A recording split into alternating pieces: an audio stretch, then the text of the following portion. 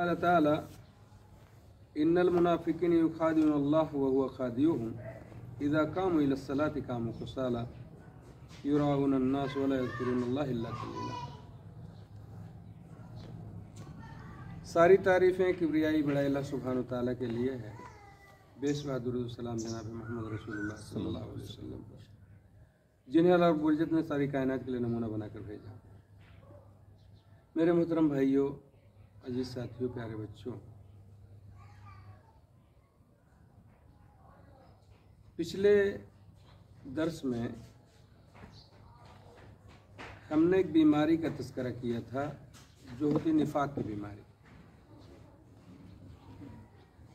उसके लगने से इंसान मुनाफिक हो जाता है। तो अल्लाह ने अपने कलाम में और नबी करीम सल्लल्लाहु अलैहि वसल्लम ने फरमान में इसकी बड़ी वजाहत की है और इसका जानना हर मुसलमान के लिए ज़रूरी है। ऐसा ना हो कि लाइल्मी में वो काम करता रहे और इस बीमारी का शिकार होता रहे। तो सूरह निसा के अंदर अल्लाह ने सूरह बकरा के बाद सूरह निसा में इसकी काफ़ी तफसील की।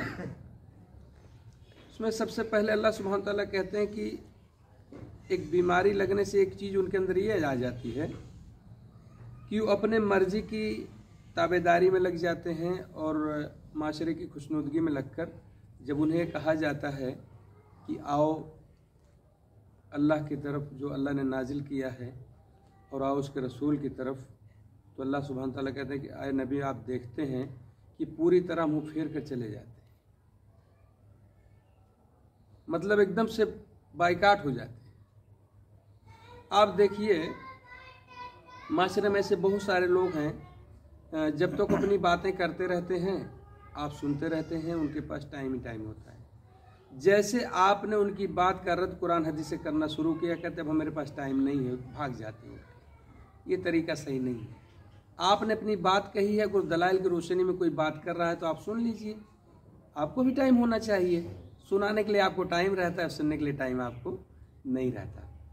तो हमें जब कोई भी आदमी अल्लाह उसके रसूल की बात करे तो हमें बिल्कुल वहाँ पे हटना नहीं चाहिए, रुक जाना चाहिए। बल्कि इसके बरखिलाफ कुरान करीम कहता है, अल्लाह सुब्हानहु तआला उसमें कहते हैं कि ये मुनाफिक जो है ना, जब कभी अपनी मजलिस में बैठते हैं तो ये अल्लाह की, उसके रसूल के और आयात की मजाक उड़ाते हैं, इस्तेहजा करते हैं। तो अगर ये लोग ऐसा काम करें तो आप वहाँ से उठ जाइए जब तक कि ये लोग इस मसरूफ़े से हट न जाए, मतलब दूसरी बात ना होने लगे तब तक आप उसमें मत बैठिए। फिर अल्लाह कहता है कि अगर आप नहीं उठेंगे तो आप भी उन्हीं में सो जाएंगे, या तो उनका जवाब दीजिए या तो वहाँ सो जाइए। और ऐसा बहुत सारा होता है कि लोग अल्लाह के कलाम की आयतों का मजाक बनाते हैं और बहुत सारी चीज़ होती हैं, और हम लोग माशरे के अदब व एहतराम में उसको सुनते रहते हैं। जब अल्लाह उसके रसूल की बात है, किसी का अदब व एहतराम नहीं। सीधी बात भैया, हमारे लिए सबसे ऊंचा मकाम अल्लाह ही का है, उसके रसूल का है और अल्लाह के दीन का है। हम आपकी बात की गुफ्तगू नहीं सुन सकते, आप कितने भी बड़े हो, अल्लाह से बड़े नहीं हो सकते। तो जब कभी कोई भी आपको अल्लाह के कलाम की तरफ बुलाए, नबी के फरमान की तरफ बुलाए, तो समझिए कि आपका वही मोहसिन है, वही खैरख्वाह है, आपके ईमान का तकाजा को उसकी बात को सुनिए, अमल कीजिए।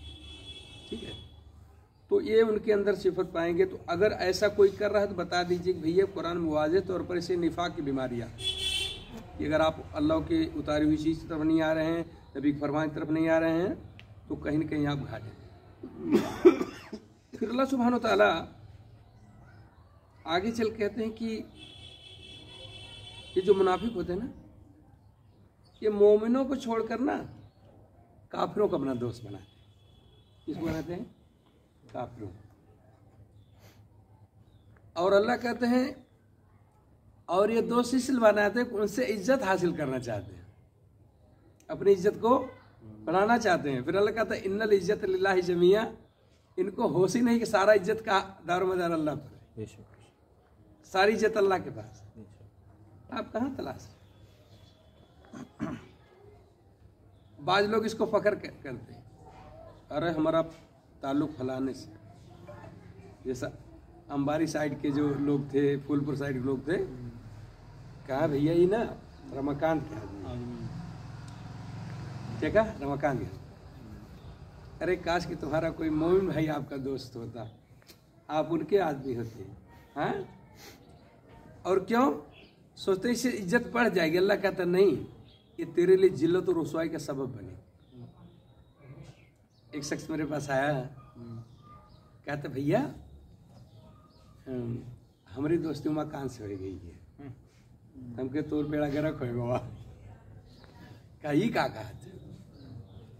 हम कहते बाद में बताए। हमें कहा हाल तो जब इलेक्शन करीब आवा तू ओकरे पेटो में बंदूकिया सटाए कहा था कुछ नहीं करीब करीब मन से रे इलेक्शन आवा है। हमरे लगा आवा कहा था भैया तू सही कहा था, तो सारा पेटो में बंदूकिया सटा के पैसा मांगा था। हम कहा और दोस्ती कह ले। तो ऐसे लोगों से अल्लाह कहता है कि नहीं, तुम्हारा दोस्त मोमिन ही हो सकता है, तुम्हारा दोस्त मोमिन खैरफा हो सकता है, काफिर आपका दोस्त कभी हो सकता नहीं। कितना भी आप बना लीजिए। जानते हैं इनके जो तालीम इस्लाम में है ना, कहीं है ही नहीं। आपके दिल की सफाई, आपके दिल की पाकी का सारा इंतजाम इस्लाम में है। ये इंतजाम कहीं पर मौजूद नहीं। उनको पता ही नहीं है कि अगर हम दिल में कुछ रखेंगे और बात कुछ कहेंगे तो मुनाफिक हो जाएंगे या हम गुनाहगार हो जाएंगे। वो तो ऑलरेडी अल्लाह के नाफरमान है। उनको निफाक उफाक से क्या लेना है इस्लाम? उनको क्या करना भाई? डरेगा तो ईमान वाला ना कि भाई नहीं नहीं हम अल्लाह रब्बुल आलमीन की नाफरमानी नहीं कर सकते। भाई आगे आ जाइए इधर जगह। तो वो तो डरेगा इसलिए कि वो जानता है कि हमारे दिल का हाल अल्लाह तो जानता है, इसके से कोई नहीं जान सकता। और हिसाब किसको देना हमको? अल्लाह। तुम दूसरे को सफाई क्यों दे भाई? हम बड़े साफ दिल के हैं। नहीं, जो साफ दिल का होता है उसको सफाई देने की जरूरत है नहीं, और जो सच्चा होता है उसको कहने की जरूरत, हम झूठ नहीं बोलते। वो कभी कहेगा ही नहीं। जब कोई बार बार कहे कि मैं झूठ नहीं बोलता, मैंने झूठ, सबसे पक्का झूठा है। इसलिए वो अपनी सफाई दे रहा है अपने झूठ की। उसको यकीन इस बात का मैं झूठ बोल रहा हूं, इसलिए बताना जरूरी है कि मैं झूठ नहीं बोल रहा हूं। समझ रहे हैं? तो अल्लाह कहते हैं कि ये मोमिन जो है ना, वो लोग जो मुनाफिक होते हैं, ये मोमिनों को छोड़कर गैरों को दोस्त बनाते हैं और उनसे इज्जत हासिल करना चाहते हैं, और सारी इज्जत अल्लाह के पास। फिर अल्लाह सुब्हानहू व तआला कहते हैं कि ये मुनाफिक जो है ना, इन्नल मुनाफिकीन युखादिऊन अल्लाह। तो ये चीज़ें जो है, जब आदमी निफाक से पाक होता तो वो ये निशानी हो जाती कि जो उसके जुबान से निकलता है सुभान अल्लाह, अल्हम्दुलिल्लाह, ला इलाहा इल्लल्लाह, अल्लाहु अकबर। हाँ,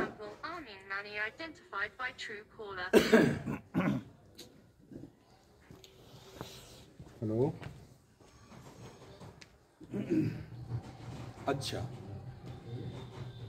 नमाज के सिलसिले में आपको पता चला सूरह निसा की आयत है कि सुस्ती नहीं करनी चाहिए, और ये सुस्ती करेंगे तो कहीं न कहीं हम निफाक में चले जाएंगे।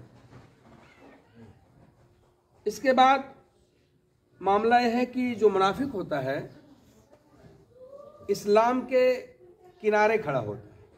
कहाँ खड़ा होता है? इस्लाम के किनारे पर खड़ा। जैसे कहीं जब झगड़ा वगड़ा हो जाता है तो कुछ लोग बीच में नहीं जाते, किनारे खड़े रहते हैं कि भैया अगर ज़्यादा सीरियस मान लो इधर से निकल लेंगे धीरे से। क्या करेंगे? तो मुनाफिक इस्लाम के किनारे खड़ा। जब अल्लाह इस्लाम का गलबा अता करता है तो मोमिनों से आके मिल जाता है, कहता है कि हम तो आपके साथी थे ना। और जब इस्लाम की शिकस्त हो जाती है तो काफिरों से जाके मिल जाता है और कहता है कि तुम हमारी इज्जत में तो कई बार आए थे, लेकिन हम जानबूझ के छोड़ते गए, तो हम आपके साथ थे तभी ना। तो ये है किनारे खड़ा होना, कि इधर का पल्ला भारी हो जाए तो इधर चढ़ जाए, और इधर का पल्ला भारी हो तो इधर चढ़ जाए। लेकिन मोमिन ऐसा नहीं करता। मोमिन क्लियर कर देता है कि मैं अल्लाह का बंदा हूं, मैं अल्लाह मेरा रब है, वही खालिक वही मालिक है। जो अल्लाह का हुक्म है, एकदम खुला चैलेंज है कि अगर कोई शख्स इस्लाम पर हमला करेगा, मुसलमानों पर हमला करेगा, मैं उसके सामने खड़ा हो जाऊँ। हमारी शिकस्त होती है, मैं शहीद कर दिया जाता हूँ, मैं गालिब होता हूँ, ये अल्लाह के ऊपर है, लेकिन मैं कभी पीछे हट सकता नहीं। और अगर कोई शख्स, कोई मुसलमान अल्लाह की राह में कहीं जंग चल रही है और वहाँ से फरार अख्तियार कर जाएगा, उसे पक्का मुनाफिक कहा जाएगा। उसका ठिकाना क्या होगा? जन्नत होगा। तो कभी भी, और मैं बारहा इस बात को कहता हूँ कि जिस वजह से आप राह फरार अख्तियार कर रहे हैं कि हमारी जान बच जाए, हमारा माल बच जाए, तो मेरे भाइयों, दुनिया में आज तक कोई अपना माल नहीं बचा सका, न अपनी कोई जान बचा सका है, न हम बचा पाएंगे। याद रखिएगा। इस माल को भी दुनिया से हमको छुटकारा हासिल होना है, और जान तो जानी ही जानी, पक्की बात है। हम कहते हैं आज तक जितने भी लोगों का आप देख रहे हैं मैयत को, किसी के कफन में जेब होता है? कफन में जेब तो होता ही नहीं है।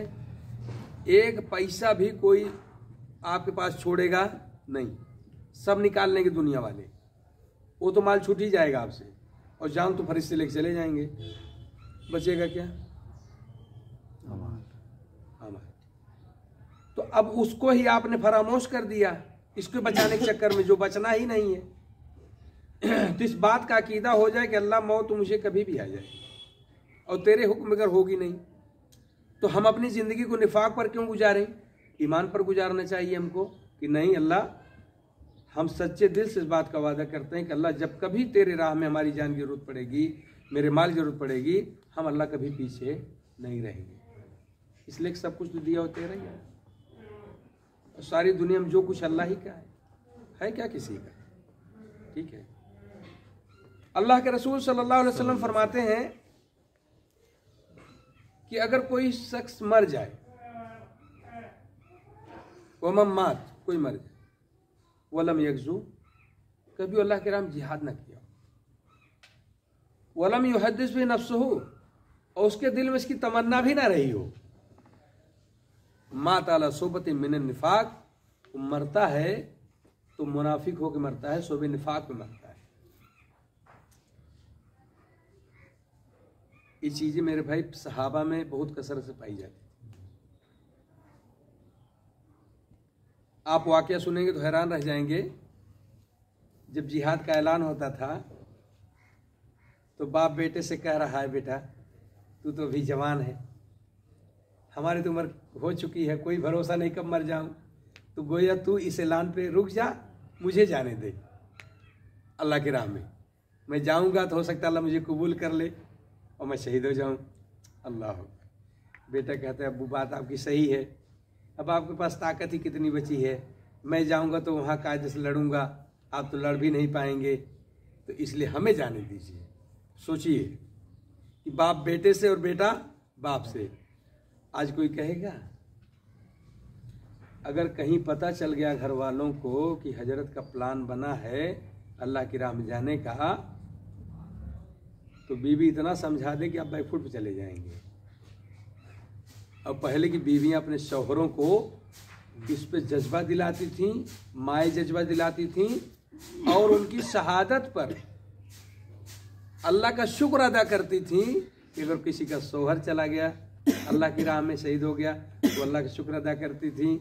बेटा चला गया तो अल्लाह का शुक्र अदा करती थीं, और अल्लाह के रसूल के बारे में पूछती थी वो कैसे हैं। सोचिए, उनका ईमान इस कदर था। तो अच्छा, हम कहते कि क्या वो ईमान हमारे अंदर नहीं आ सकता?